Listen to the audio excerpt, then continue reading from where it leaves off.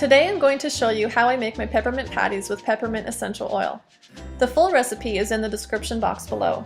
You will need half a cup of coconut oil, a quarter cup of honey, 2/3 cup of chocolate chips, and 22 drops of peppermint essential oil. You will also need a cookie sheet and some parchment paper or wax paper. First, you will put the coconut oil and honey into a bowl. You shouldn't melt the coconut oil first unless it's really hard. It's best if it's at room temperature. Then you'll want to stir it up a bit.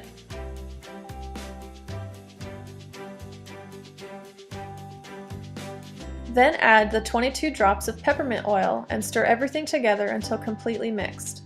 Try to make sure there are no hard lumps of coconut oil left. If a few small ones remain, it's not a big deal. Once everything is mixed, you'll want to put this bowl directly into the freezer for about 7 minutes until the mixture hardens a little bit. Now I use a 2-teaspoon scooper, but you can just use a spoon since we will be mashing these balls down later anyway. Put the balls onto the parchment lined baking sheet. I got about 11.5 balls from this mixture. After they're all on the paper, you can take a spoon and smush the balls down so they are flat like patties.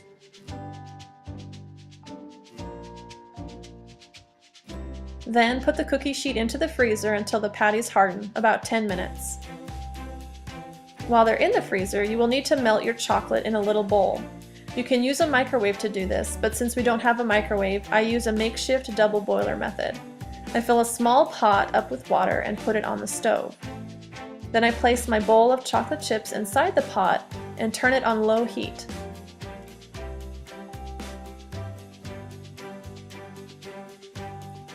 Stir it occasionally until most of the chocolate chips are melted. Pull it out before all of them melt because the residual heat will melt them the rest of the way.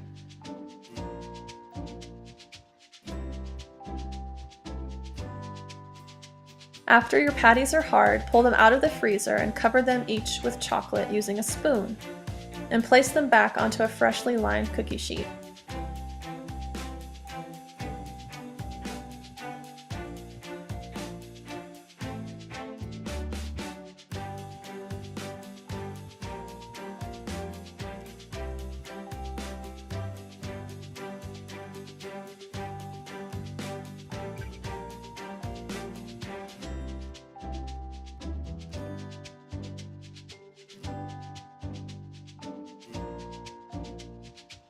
I couldn't cover the last one of mine completely by dipping it, so I had to scrape the bowl and just drip the last of the chocolate onto it.